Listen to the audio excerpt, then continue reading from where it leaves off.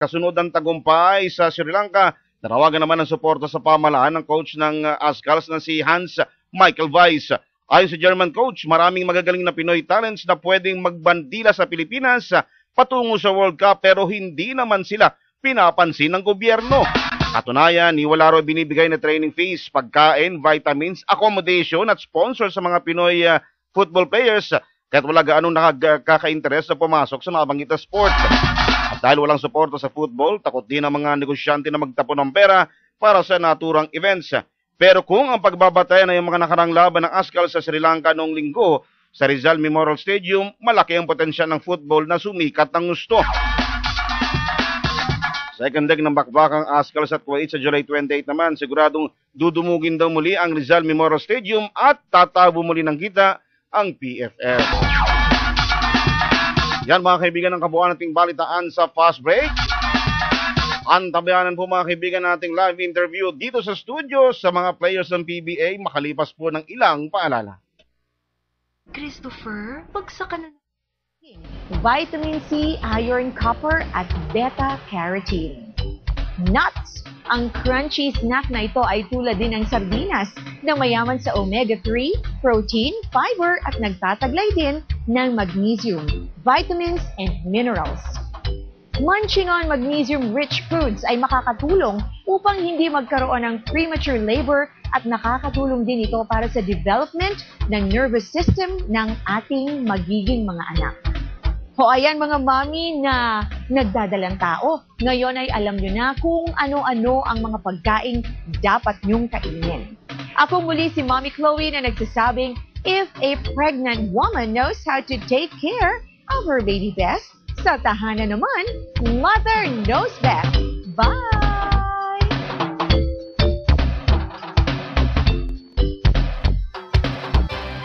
Bawat issue, bawat balita, kanilang tinatalakay, kanilang hinihimay, araw-araw, Lunes hanggang Sabado, humahataw, walang sawang naghahatid ng impormasyon saan mang panig ng Pilipinas at ng mundo. Sila kay Deo Macalma at si Pangga Ruth Abaw sa Hataw. Alas 9 ng umaga, abangan sila. Tambalang walang sawang pinagkakatiwalaan. Hataw sa RH-TV.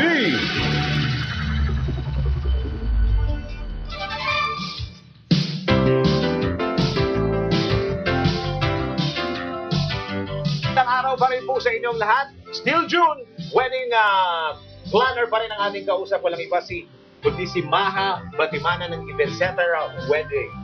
Yan. Okay, Maha. Next question natin. Ano ang sakop na trabaho ng isang wedding planner or wedding coordinator kung ako ang ikakasal? Ako ba? Ikasal na ako eh. Kakasal, wala na ba akong iintindihin? Actually, we have 3 kinds of planning services. Doon, depende kung ano yung... 3 kinds? 3 kinds. Okay, what's the first one? The first one is the full planning. The second one is the turnover planning. And the third one is the on-the-day coordination.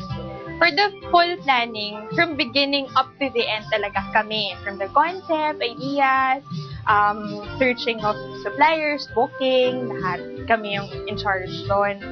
For the turnover planning naman, yun yung mga for couples na medyo hands-on sila when it comes to their wedding, na sila na yung naghanap ng suppliers, may sarili na silang concept, na book na rin nila. So kami, Mas mura ba yun? Oo, mas mura yun. Bakit? Mas sa'yo mas mahal? Yun. Kasi yung turnover, kasi konti na lang din yung work namin na gagawin. Mostly, parang follow-ups na lang with the suppliers kung ano yung mga kulang pa. Then, syempre, yung on the day, yun yung talagang lahat na gawa na nila. Yung araw na lang ng wedding yung iisip. Oras natin mga kaibigan, alas 6:23.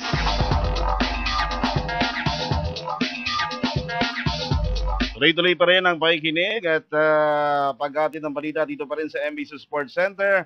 At syempre pa, pabatiin natin at papasukan na natin ang ating kasamahan, ang ating dekano ng MBC Sports Center,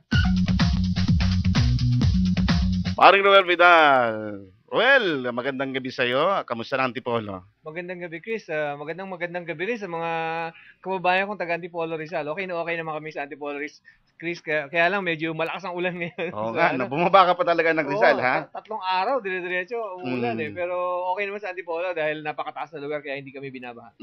At meron tayong mga panauhin ngayon kasi may mga nag-text na kanina pa lamang kung sino raw itong mga guest natin, ha? Siguro ikaw na magpakilala. Chris, guest natin na members ng isa sa pinaka-popular na team sa PBA, ang Power 8 Tigers. Kasama natin, unang-una, ang kanilang team manager, si Gerard Francisco. Gerard, magandang gabi. Magandang gabi po sa inyong lahat. Sir Chris ulit. And Sir Roel, pasalamat ulit kami na naimbitahan ulit dito. Ayan. Second time na ba ni Gerard? Second time ni Gerard. Okay. Kasama din natin. Actually, baka ito na pinakamahusay na trainer sa PBA. Kasama natin, trainer ng Power 8 Tigers, si Julio Veloso. Julio, magandang gabi. Magandang gabi, Sir Chris, Sir Ruel. Salamat ulit sa pag-imbita niyo sa amin dito. Ay, ayoko tumatabi kay Ruel Tawag ko parang matanda na ako. Malalaking tao. Ikaw, professor ka, Ruel Ako hindi Professor to ng letran Ngayon, guess natin, malalaking tao. Malalaking tao talaga. Kasama natin, big man ng Power 8 Tigers. Isa sa pinaka-promising na big man sa PBA. Kasama natin si Rob Reyes. Rob, good evening. Magandang gabi sa'yo. Thanks for having me, guys. Forgive me if my Tagalog's medyo mahina, but I'll try my best to at least to speak. Okay naman si Rob Paano man? Okay nga. Siguro mag-start tayo dun sa kasi nga actually nagkaroon ng time para interviewin ang Power 8 Tigers dahil nga napag-uusapan namin ni Julio yung bagong training techniques ng Power 8 Tigers. Kung napapansin mo, Chris, yung mga ibang PBA team, maraming mga injuries ngayon. Tail end na ng season. Diba? Tail end na ng season. Pero yung Power 8 Tigers, dahil medyo advanced yung mga, yung mga techniques ni Julio, at meron siya ngayon in-introduce na bago, itong Vibram 5-finger shoes. Julio, kwento mo na sa atin itong Vibram 5-finger shoes. May bago kasi sapatos ngayon sa market, yung Vibram 5 fingers. Alam ko, nakita ko yan Sige. Actually, may sample naman ako dito. May sample. Alam ko ito, gustong-gusto ko itong bilhin dati. Papatas ko sana pa ni Gerard. Saan ba makita? Yan. Okay. Actually, kasi para ka lang nakapaa. Para ka paa. Tapos, paa siya Ayan. So, kasi parang yung paa natin, ganyan yung hugis. So, ganyan, pag gumamit ka ng mga advanced na sapatos ngayon, minsan, nag-iiba yung apak mo. Kasi sabihin natin, may air sole. So, hindi, yung minsan yung dulo ng sapatos, medyo masikip diba? Hindi, yung toes mo, hindi gaano nakaspread. Oo nga. So, parang nag-iiba rin yung talon mo, yung landing mo, yung takbo mo, nag-iiba dahil doon sa teknolohiya. So, ngayon, parang bumabalik tayo kung ano talaga yung ginawa ng Diyos sa paa natin. So, sa sapatos na to, sa tingin ko, natatama yung mga form sa pag-landing, sa pagtakbo, tsaka sa mga kung ano-anong drills na pinapagawa ko sa kanila.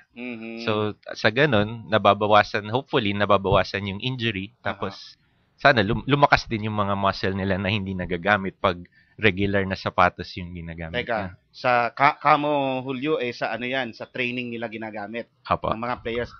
Pero sa PBA hindi ko pa napapanood. Meron na bang sa court gumagamit yan? Wala pa. Wala pa. Pero ewan ko, baka mga 1-2 taon. Malay mo si Rob Reyes. May gumagamit yan. Coach pa lang. Coaches pa lang. Okay. Naisip ko lang nakaganyan ng sapatos. Parang siguro napakaiba talaga pag nasimula na yan ng ganyan kasi kumbaga sanay tayo dun sa mga basketball shoes So pag siguro kumbaga radical departure pag gumamit yan talaga sa actual games. Oo nga. Feeling ko kailangan matapang na player muna talaga yung gagamit na. Pero nasubukan ko na rin siya sa 5, mukhang kaya naman. So with a little more protection, problema lang kasi dito, pag naapakan ka, yun nga, masakit.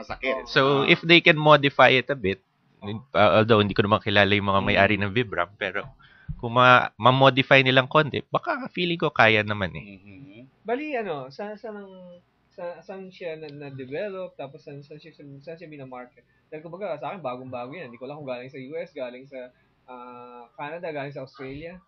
Ang alam ko, it's, Sorry to interrupt. I read the book